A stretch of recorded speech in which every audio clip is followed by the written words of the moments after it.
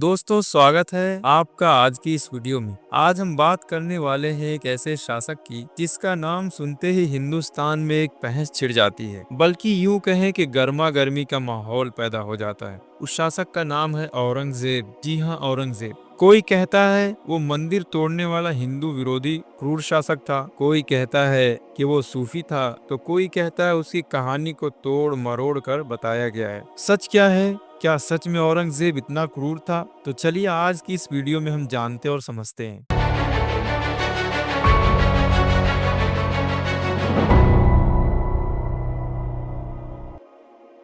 सबसे पहले हम ये जान लेते हैं कि औरंगजेब था कौन। औरंगजेब मुगल साम्राज्य का छठा बादशाह था, जिसने सन 1658 से लेकर 1707 तक भारत पर राज किया, यानी पूरे 49 साल तक। दोस्तों, उसके सत्ता की कहानी किसी फिल्मी कहानी से कम नहीं है। सत्ता के लिए उसने अपने 3 सगे भाइयों दारा शिकोह, शाह शुजा और मुराद बख्श को मरवा दिया, अपने पिता शाहजहां को आगरा में कैद कर दिया और सत्ता हासिल किया। शुरू से ही एक बात साफ थी कि ये शख्स सत्ता के लिए कुछ भी कर सकता है। लेकिन क्या सिर्फ यही सच्चाई है? जवाब है नहीं। तो चलिए अब आते हैं उस सवाल पर जिसके लिए औरंगजेब इतना बदनाम है, वो है मंदिरों का तोड़ना। सवाल है, क्या उसने मंदिर तोड़े थे? जवाब है हाँ, उसने मंदिर तोड़े। काशी का विश्वनाथ मंदिर, मथुरा का केशव देव मंदिर, इनके टूटने की बात तो इतिहास में भी लिखी है। लेकिन ये पूरा सच नहीं है। उसने हर मंदिर को नहीं तोड़ा,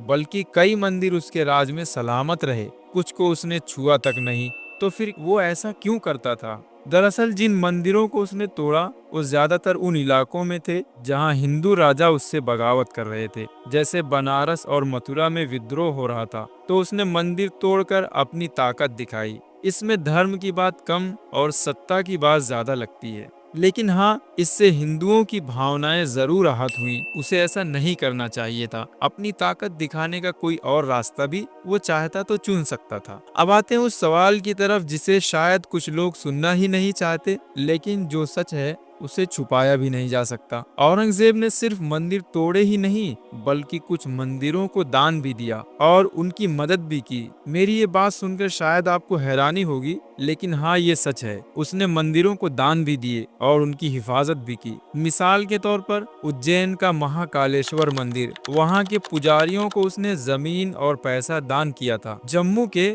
चिंतपूर्णी मंदिर को भी उसके राज में संरक्षण मिला और गुजरात के सोमनाथ मंदिर के आसपास के इलाकों में उसने हिंदू धार्मिक कामों के लिए फरमान जारी किए। तो इसका क्या मतलब है कि वो हिंदुओं का दोस्त था? जवाब है नहीं, बल्कि ये दान और संरक्षण अक्सर तब हुए जब उसे स्थानीय लोगों का भरोसा जीतना था या इलाके में शांति बनाए रखनी थी। यानी ये भी उसकी सियासत का एक हिस्सा था। यहाँ एक बात जरूर समझनी चाहिए कि एक शासक जो भी काम अंजाम देता है, उसके सामने उसकी सत्ता ही होती है, जैसा कि इस दौर में भी हो रहा है, जो हम अपनी आंखों से देख सकते हैं। लेकिन ये बात साफ करती है कि उसकी कहानी सिर्फ काले या सफेद रंग में नहीं लिखी जा सकती। अब बात करते हैं जजिया कर की। ये भी एक ऐसा टॉपिक है जिस पर हर आए दिन कोई ना कोई बहस छिड़ती है। एक तरह का टैक्स था जो औरंगजेब ने सन 1679 में गैर मुस्लिमों यानी हिंदुओं पर लगाया था। अकबर ने अपने राज में इसे हटा दिया था, लेकिन औरंगजेब ने फिर से शुरू कर दिया। लोग कहते हैं कि हिंदुओं को नीचा दिखाने की साजिश थी, लेकिन सच थोड़ा अलग है। उस वक्त उसके खजाने में पैसा कम पड़ रहा था और उसने अपने इस्लामी समर्थकों को खुश करना था, तो उसने जजिया कर लागू कर दिया। हालांकि गरीबों को इसमें छूट भी थी, लेकिन फिर भी ये फैसला लोगों को नागवार गुजरा। इससे उसकी इमेज और ज्यादा खराब हो गई। औरंगजेब को कट्टर इसलिए भी कहा जाता है क्योंकि उसने शरिया को सख्ती से लागू किया था। शरिया यानी कि इस्लामी एक कानून है, उसको शरिया कहा जाता है। उसने संगीत, नाच गाना, शराब सब पर रोक लगा दी।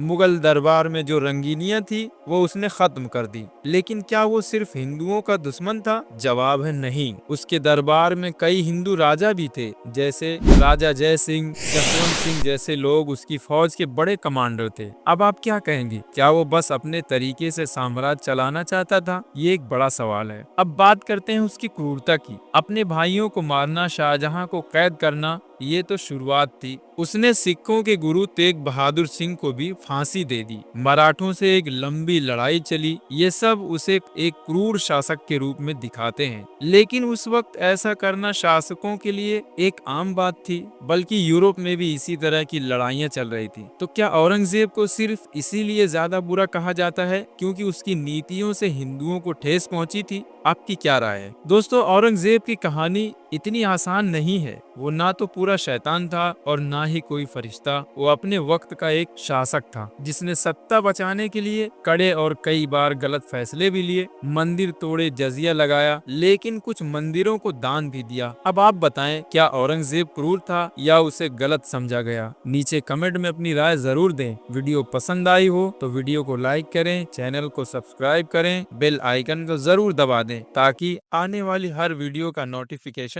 आप तक सबसे पहले पहुंचे। मिलते हैं किसी और वीडियो में, तब तक के लिए जय हिंद।